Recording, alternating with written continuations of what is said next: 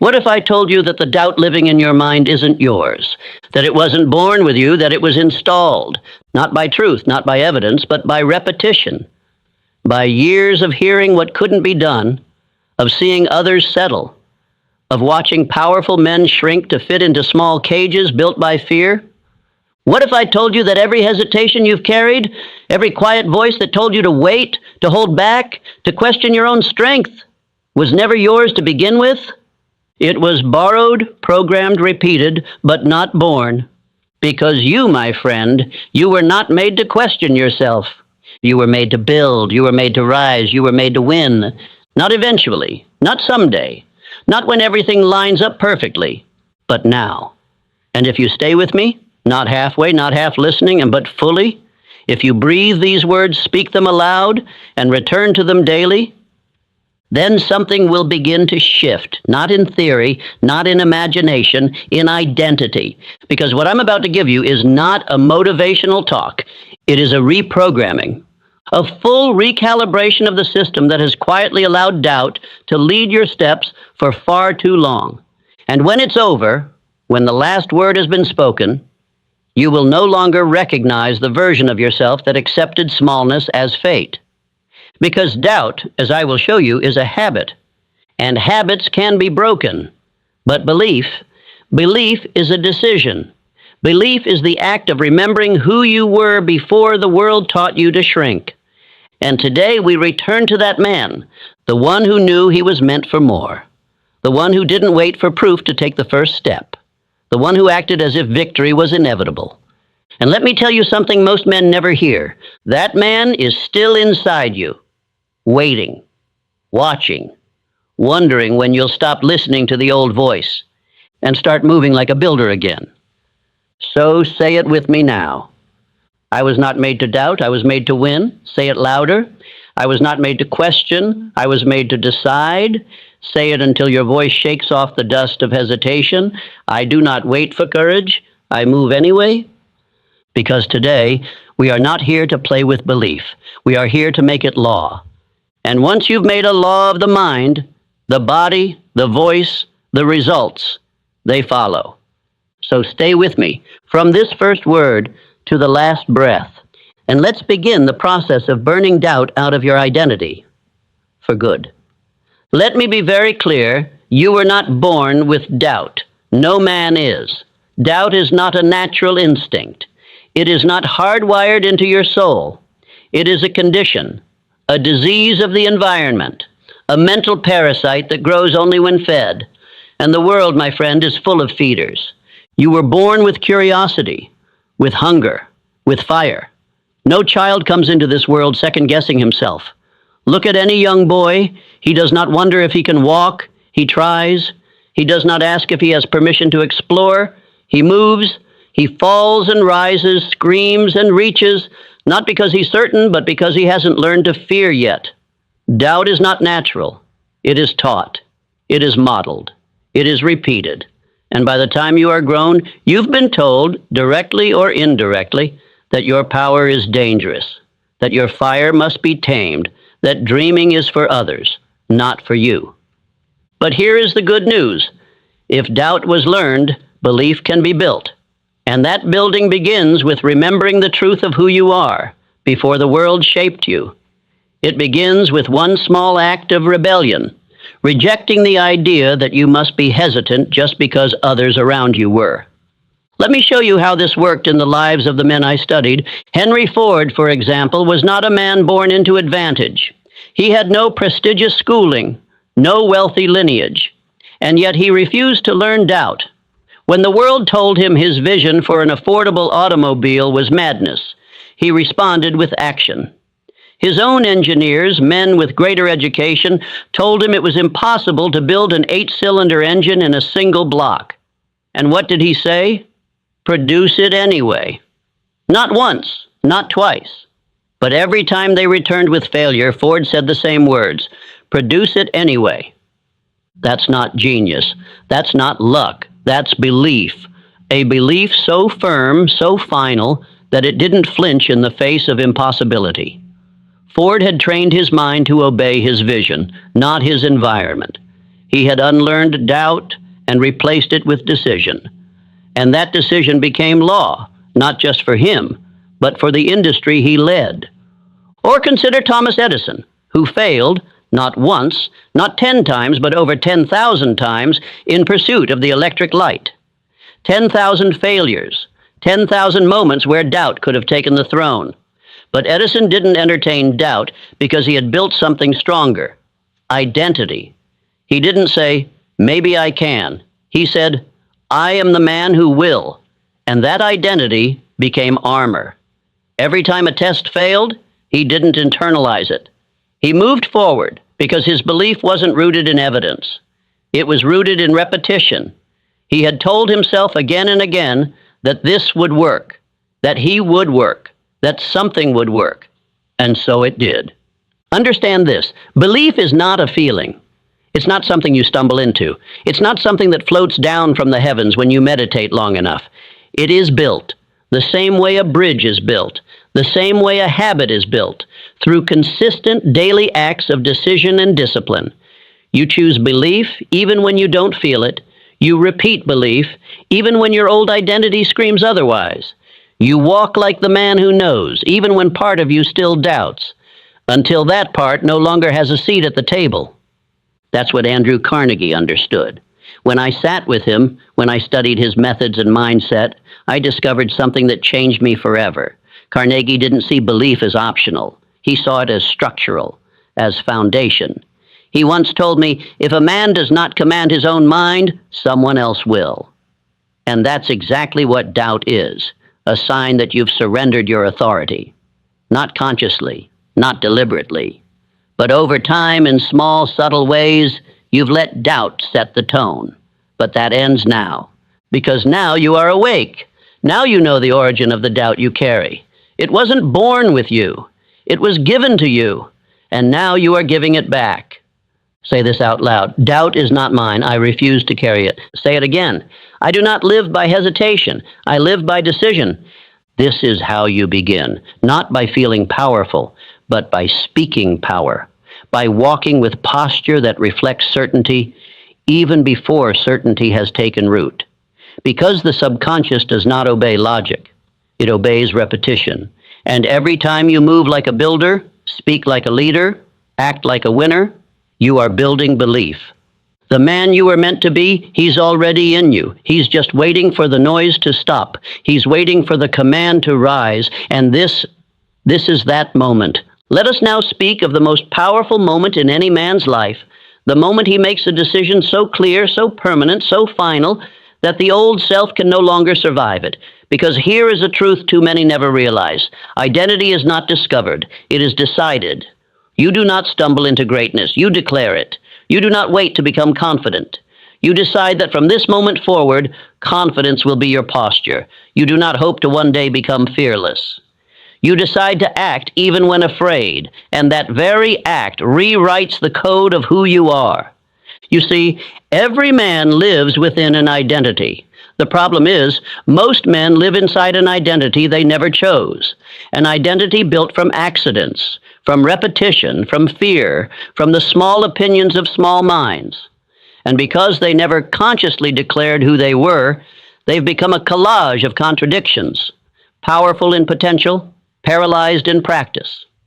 But the greats I studied, the men who carved their names into the history of achievement, they all did one thing first. They decided who they were, not based on circumstances, not based on feelings, but based on vision. Let me take you again to Henry Ford. Before he was a titan of industry, before he revolutionized transportation, Ford made a simple decision. He would build a car for the common man. That was it. A sentence, a commitment, a line in the sand. But once that decision was made, everything changed. He no longer acted as a mechanic. He no longer thought like a worker. He became a builder of machines, of ideas, of a future only he could see. And when the world doubted him, when bankers and engineers and newspapermen mocked his aim, Ford did not bend. Why? Because his identity was decided. He had already chosen who he was. And once a man makes that choice, the world loses its power to define him. Thomas Edison did the same. Do you imagine Edison became an inventor by accident? That the light bulb was a happy fluke? No. He decided long before the world believed in him. He said, "I will illuminate the world." And then he began walking toward that vision. Every single day. When others called him a fool, when failure visited him daily, when results did not arrive for years, he moved forward anyway. Because in his mind, the result had already happened. He was simply catching up to it. Understand what I'm telling you. Results follow identity, not the other way around. If you believe that you must prove yourself before you can claim greatness, you've already lost. The men who rise are the men who decide to rise. First in silence, first in solitude, first without evidence. Even Abraham Lincoln, a man who walked through war and turmoil, was not led by public opinion. He was led by decision. He did not need everyone to agree before he acted. He had already determined the value of freedom, the weight of unity, the dignity of mankind. And because that decision was final, fear could not break him. Now it is your turn, and you must write your identity in stone. Not scribble it in sand, not whisper it with apology. Declare it. Who are you? Who have you decided to be, regardless of what you've done up to this point? Because until that decision is made, doubt will always have a voice. You must say aloud, "I am not a man of hesitation. I am a man of execution. I do not drift between identities. I have chosen one, and I walk in it." And do not say it once. Say it until your subconscious hears it so often, so clearly, that it accepts it as law. That is how belief becomes identity. That is how decision becomes destiny. Let me offer you a ritual, the same one I saw in the lives of Carnegie, Schwab, Ford, Edison. Each morning before the world speaks, you speak. You declare who you are. You speak your identity aloud, not with hope, but with authority. You write it. You repeat it. You move in alignment with it, even when you don't yet feel like it. Because feeling will follow form. You must form the identity, and the emotion will rise to support it. Carnegie used to say, "A man's habits are simply his beliefs in motion." And what are habits but repeated actions born from a chosen identity? The man who sees himself as a king does not move like a servant. The man who has decided to lead does not wait for consensus. The man who knows he is meant to win does not flirt with doubt. He moves, and with every step his identity deepens until he becomes a force. So I ask you now, what have you been waiting to decide? What version of yourself have you postponed? What identity are you pretending is not yours to claim? Let that end here. Today you decide. You write the new name. You declare the new frame. You burn the bridges to the old self and never look back. Let this be the line. From this moment forward, you do not doubt, you decide, and the world, it adjusts. There is a moment in every man's journey where the greatest progress comes not from a new step forward, but from cutting off the way back.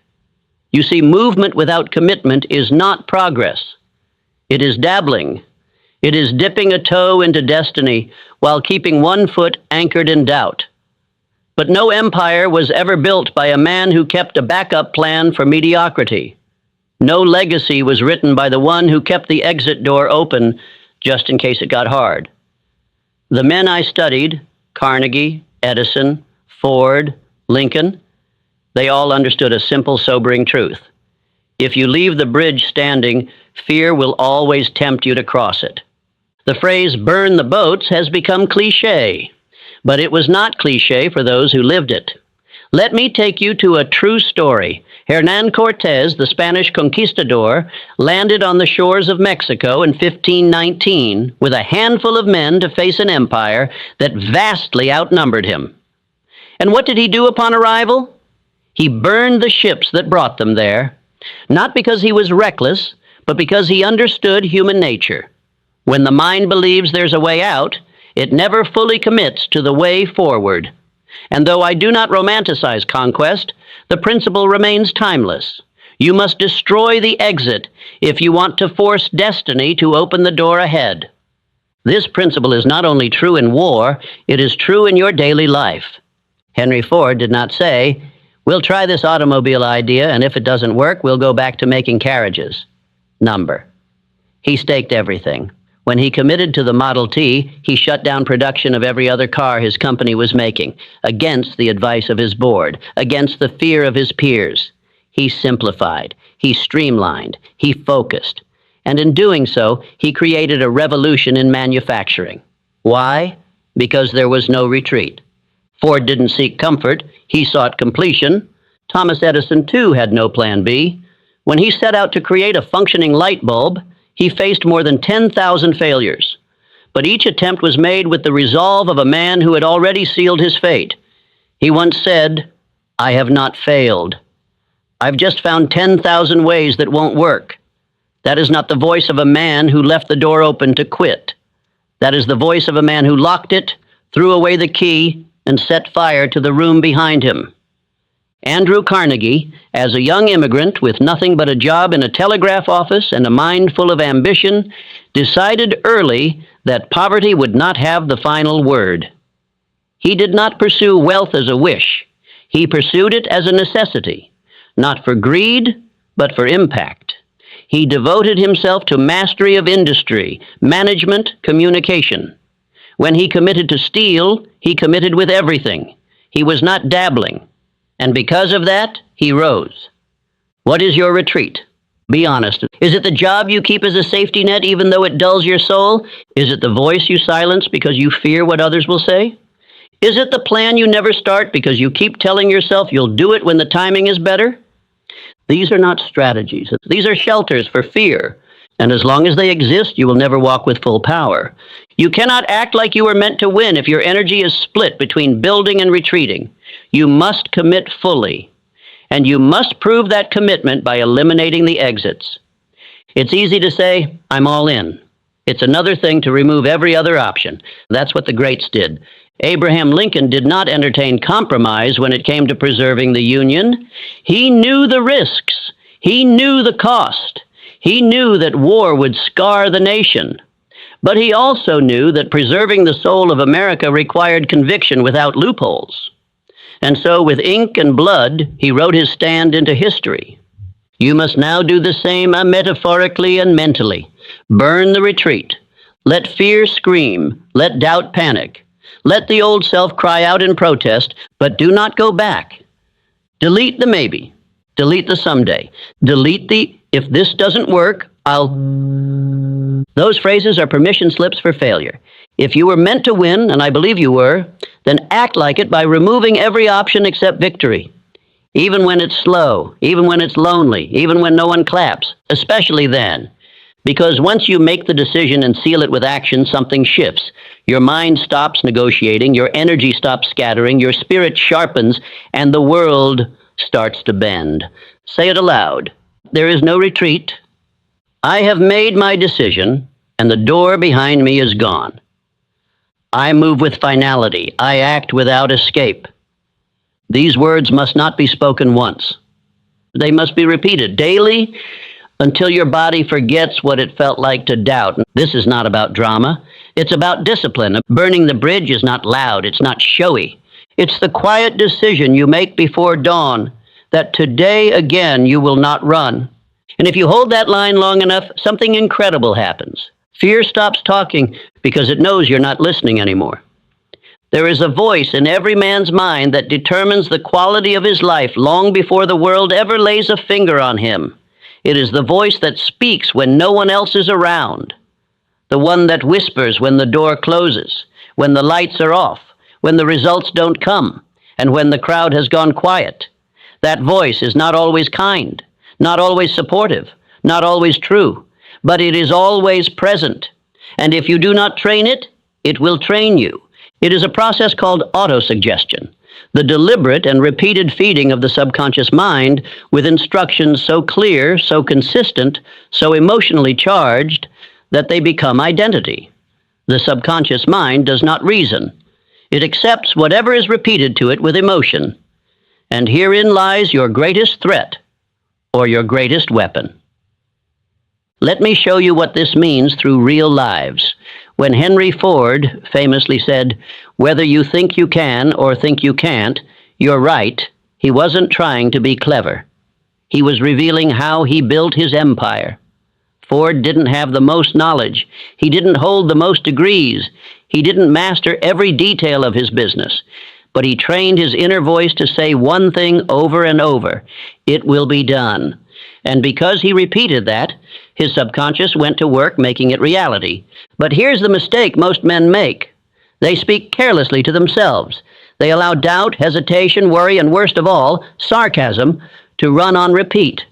And they wonder why their progress always stalls. The subconscious mind doesn't understand humor when you joke about being lazy or failing or being stuck. It hears those thoughts as instructions. It installs them. It obeys them. And soon you do too. Thomas Edison, after thousands of failed attempts to create a working light bulb, was asked by a reporter how he kept going. He replied, "I haven't failed. I've just found 10,000 ways that won't work." But understand what that really was. It wasn't just optimism. It was programming. It was a mental script so strong, so repetitive, that failure could not take root. Every time he spoke those words, he trained his inner voice to keep moving forward, and the voice obeyed. Andrew Carnegie, too, was relentless in this discipline. He instructed the young men under his mentorship to write their chief aim and read it aloud every morning and every night. He believed that a man could become unstoppable if he simply repeated the right idea often enough, not whispered, not read silently, spoken. Why? Because the voice you speak becomes the voice you hear, and the voice you hear becomes the voice you believe, and what you believe shapes your world. So let me ask you, what have you been telling yourself? When no one's watching and results aren't showing, what do you say? "I'm tired.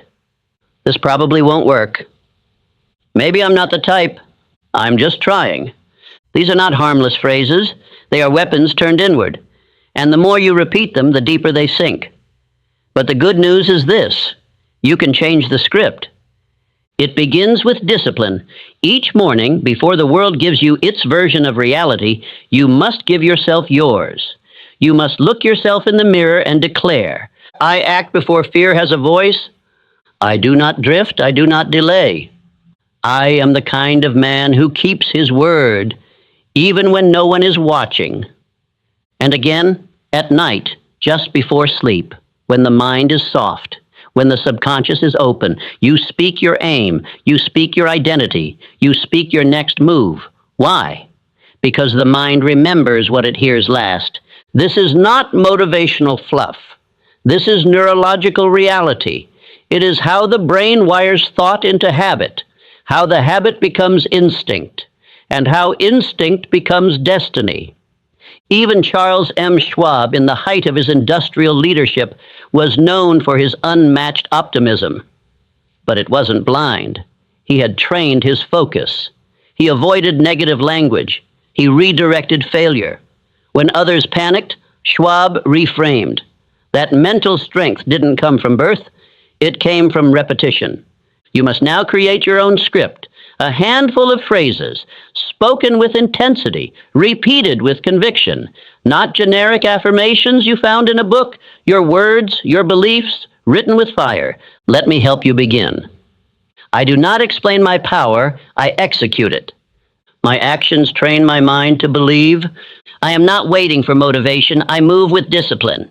Write them, speak them, repeat them daily. And here's what will happen. The inner voice that once wavered will harden. It will sharpen. It will begin to speak with clarity, even when things feel uncertain. And when that happens, everything changes. You will no longer talk yourself out of action. You will talk yourself into motion. You will no longer entertain excuses. You will interrupt them with new instruction.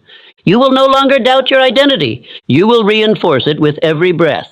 This, right here, is how you kill the doubt. You don't wait for it to leave. You drown it in truth. You replace the old voice. You install a new one.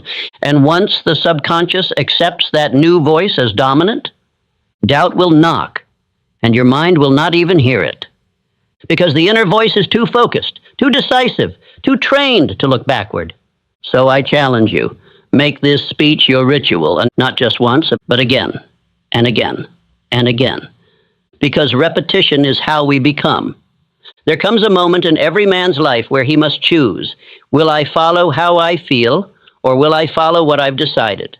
Most men, without knowing it, live under the rule of emotion. They act when it feels good.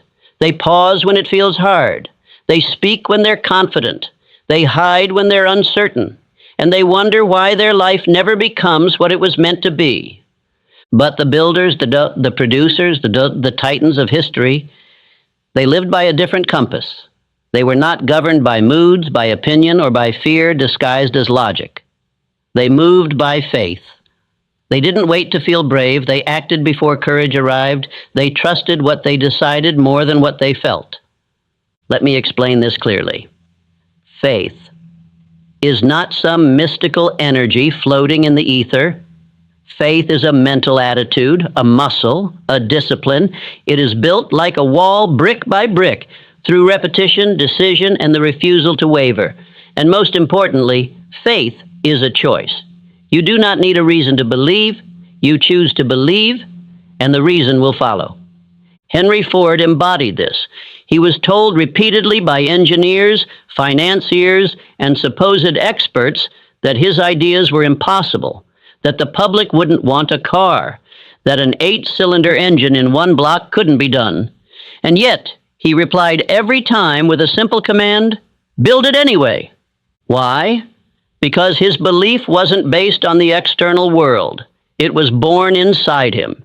He installed faith through repetition, through forward motion, through refusing to entertain contradiction. Ford didn't always feel strong, but he always led himself like he was. That is the key. You do not need to feel the faith. You need to move like it's already there. Thomas Edison failed thousands of times on his journey to create the electric light, but he was never broken. Why? Because he had already decided that success was inevitable. And once that decision was installed, he no longer needed external validation. Each failure wasn't a sign to stop. It was evidence that progress was being made. That is what faith looks like. Not emotion, but identity backed by action. Now let me speak plainly. Most men confuse emotion with guidance. They think that if something feels heavy, it's a sign they should stop. If it feels uncertain, they assume it's the wrong path. But listen to me now. Discomfort is not a red light. It is the toll you pay to walk the road of greatness. Abraham Lincoln knew this well. He was elected president during a time when the nation was fracturing. His choices would determine not only the fate of the United States, but the fate of slavery. His cabinet was divided. The nation was at war, and the voices around him grew louder and louder with doubt. But Lincoln did not flinch. He wrote the Emancipation Proclamation, not because he felt the support, but because he believed in the mission. He moved on faith, not emotion, and that's what made him great. Emotion may feel real, but it lies often. It speaks in the language of the past. It echoes your old habits, your old identity, your old doubts. But faith speaks from the future. Faith speaks from the man you decided to become, not the man you used to be. That is why I empathize repetition so deeply, because repetition creates faith. The more you speak belief, the more you act from it, the more it becomes your default. And once it becomes your default, emotion loses its grip. So I ask you now, who is leading your life? Is it the man who acts on fire, on vision, on purpose? Or is it the man who waits until he feels good to make a move? You must make the decision today. I lead from faith, not from feeling. That means you show up even when you're tired. You speak truth even when your voice shakes. You follow through even when the results haven't yet arrived. Why? Because faith is not about evidence. It is about conviction. Let me give you a practical way to live this out. Every morning, declare your beliefs out loud. Not what you feel, but what you choose to believe. I act before I feel ready. I am not a slave to emotion. I command emotion. I walk by faith, because the man I am becoming is already real. Then move immediately, without debate. You build faith not by thinking about it, but but by acting as if it were already yours. And yes, you will feel resistance. Yes, the old thoughts will rise, but they are ghosts. You do not negotiate with ghosts.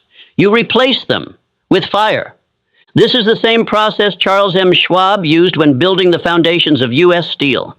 He wasn't always certain of the outcome, but he carried himself with certainty. He knew that people don't follow emotion. They follow conviction. And the only way to carry conviction is to practice it daily. So train yourself to move without needing to feel perfect. Say this now. I do not trust the voice of emotion. I trust the voice of purpose. I do not wait to feel powerful. I act until I am powerful. I lead myself. I do not follow the wind. Repeat these every morning. Let them take root. Let them replace the voice that once led you to pause. Let them become the soundtrack of your actions. Because the man who leads from emotion will always be led by fear. But the man who leads with faith, he becomes unshakable. He becomes unstoppable. He becomes inevitable. Let us now continue to the next part, because faith must always be matched with action. Not random motion, but decisive execution. There is a law that governs all progress, and it is this: indecision is the seedbed of fear. It is not failure that paralyzes a man. It is not rejection. It is the simple refusal to choose. And I tell you plainly, no man who hesitates can ever lead himself. He will be led by circumstances, by emotions, by the opinions of others, by the inertia of yesterday's version of himself. But the man who decides, the man who moves, that man becomes a force. I taught that every successful man I studied had the habit of making decisions quickly and changing them slowly, if at all. I found this in every titan, every mogul, every builder of empires. They did not sit in endless deliberation. They did not require all the facts before they began. They simply decided and let the path reveal itself in motion. Let me show you what that looks like through the story of Henry Ford. Ford's engineers once told him flatly that it was impossible to cast an 8-cylinder engine in one solid block. They tried, they failed, they returned, expecting Ford to admit defeat. Instead, he looked at them with certainty and said, "Produce it anyway." Not once, not twice, but repeatedly until it was done. Ford did not weigh his options. He did not say, "Let's brainstorm alternatives." He decided. And because he decided, the world bent. That's the law. The world does not yield to the man who is clever. It yields to the man who is certain. Thomas Edison lived the same law. Imagine failing over 10,000 times at anything. Most men would have quit before 10. Most men would have doubted themselves. Most men would have asked for permission or waited for approval. But Edison had already decided, I will invent the light bulb. And because the decision was final, every failure was just another stepping stone. Not because Edison had superhuman endurance, but because he had eliminated the option to stop. You must do the same. You must stop leaving back doors open. You must stop entertaining maybe. You must stop debating your own destiny. Decide, and once you do, move. Even if you don't know the full path, even if your voice shakes, even if your hands tremble. Because clarity is not found in stillness. It is forged in movement. Charles M. Schwab, when he was chosen to lead U.S. Steel, was not the oldest or the most experienced. But he made decisions quickly. He moved decisively.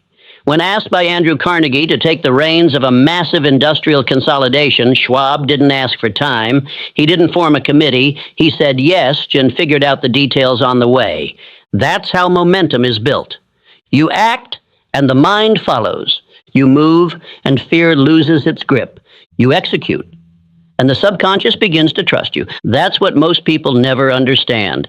Every time you hesitate, you tell your subconscious, I don't believe myself. But every time you act, even imperfectly, you reinforce the identity of a man who does what he says he will do. And soon, your body, your posture, your thoughts, your very presence begin to reflect that new identity. So I ask you now, what have you left undecided? What path have you delayed? waiting for more time, more clarity, more courage. And how much has that delay already cost you? Because indecision is not neutral. It is expensive. It robs you of time, of energy, of confidence, of opportunity. But you can shut the door on it right now. Say aloud, I do not wait. I do not hesitate. I do not consult fear. My decisions are final. My movement is immediate. My word is law. That is not bravado. That is identity. You do not try. You declare. You do not ask, what if? You say, this is the way. And when your mind resists, as it will, you do not argue. You move. Action is your answer. Every day you delay is another day fear grows stronger. But every day you decide and follow through, you become more powerful than hesitation itself. Let me give you a simple framework. Make your decision quickly, from a place of purpose, not emotion. Move immediately. Do something, anything that confirms the decision. Refuse to reopen the decision unless new facts demand it, not new feelings. Reaffirm daily through repetition. I am a man who moves. I am a man who leads. I am a man who acts. That is how the mind is retrained. That is how confidence is installed. That is how fear is removed, not all at once, but in the daily habit of movement. Even Abraham Lincoln, in the darkest moments of the Civil War, acted. He did not have unanimous support. He did not have clear signs of victory.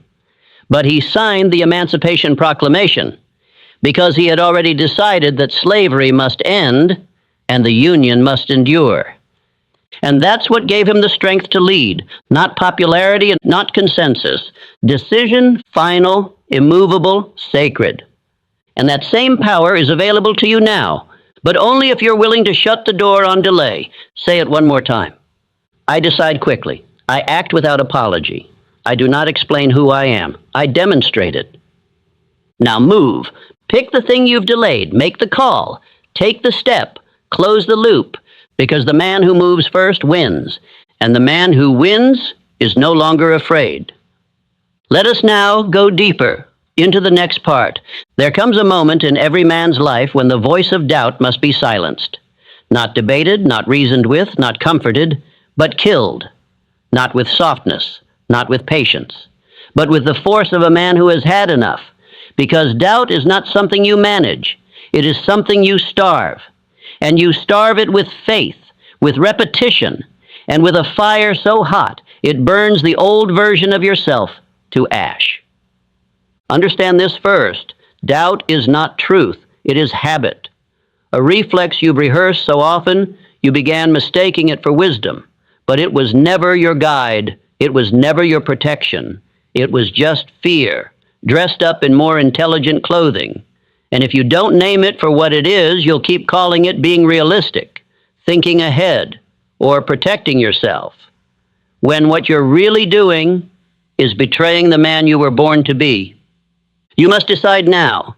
Doubt dies here, not tomorrow, not gradually. Now, let me show you how the great ones did it.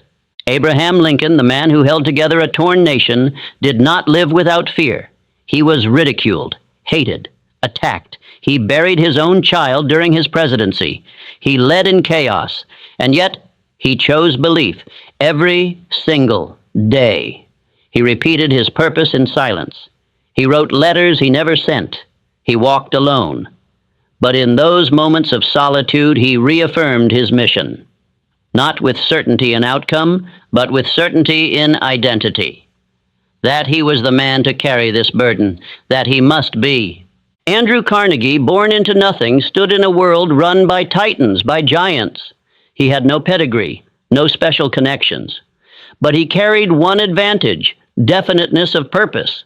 And with it, he drowned doubt in repetition. He wrote and spoke his chief aim daily, until the thought of failure simply didn't belong in his mental atmosphere anymore. That's not arrogance. That's mental discipline. That's how a boy from a telegraph office became the richest man in the world. Henry Ford faced endless waves of opposition, from the press, from engineers, from the government. But none of their doubt ever entered his system. Why? Because his internal repetition was louder than their external noise.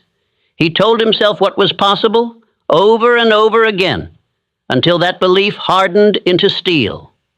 And that steel built empires. You are not different. The only thing separating you from those men is what you allow to repeat inside your own mind. And I say again, doubt is not real. It is a shadow, a recording, a loop playing on repeat in a man who forgot to change the track. So you must now overwrite it, not with positivity, not with hope, but with identity. Speak this aloud. I do not argue with doubt, I replace it. I do not let fear speak twice, I silence it with action. I do not shrink, I do not flinch, I do not rehearse weakness. Because the more you rehearse belief, the more your nervous system adapts to that as normal. It doesn't matter how long you've doubted. It doesn't matter how deep the rut is. Repetition rewires everything. But here is what you must understand. Doubt will not die gently. It is an addiction, and it will fight for its life. It will whisper again in the quiet hours, in the moments of fatigue, in the pauses between progress. And when it does, you do not engage. You return to your script. You return to your command. You return to the truth you are now installing. I do not live in hesitation. I move in fire. My belief is louder than my fear. My repetition is my shield. My identity is my weapon. Let this next line burn into your chest. You are no longer allowed to be the man who doubts. He is gone, buried. We do not negotiate with his voice. We do not make room for his excuses. We do not check in on him when times get hard. He had his turn, and he wasted it. Now it's your turn. And the man you've chosen to become, he walks differently. He doesn't need to feel ready. He moves because he said he would. He doesn't need to see the full plan. He trusts the law of motion. And he doesn't fear failure because his identity is rooted in action, not outcome. So say it with finality now. I do not need more time. I need more fire. I do not entertain doubt. I enforce belief. I do not delay. I dominate. Let your new identity be sealed through repetition, through daily decision, through the refusal to let the old voice breathe. This is your moment, not just to hear this speech, but to repeat it, until it becomes your default, until your subconscious no longer recognizes the old you, until doubt doesn't know where to find you anymore. Because the man who wins, he doesn't need 1,000 answers, and he just needs to know who he is and walk like it's already done.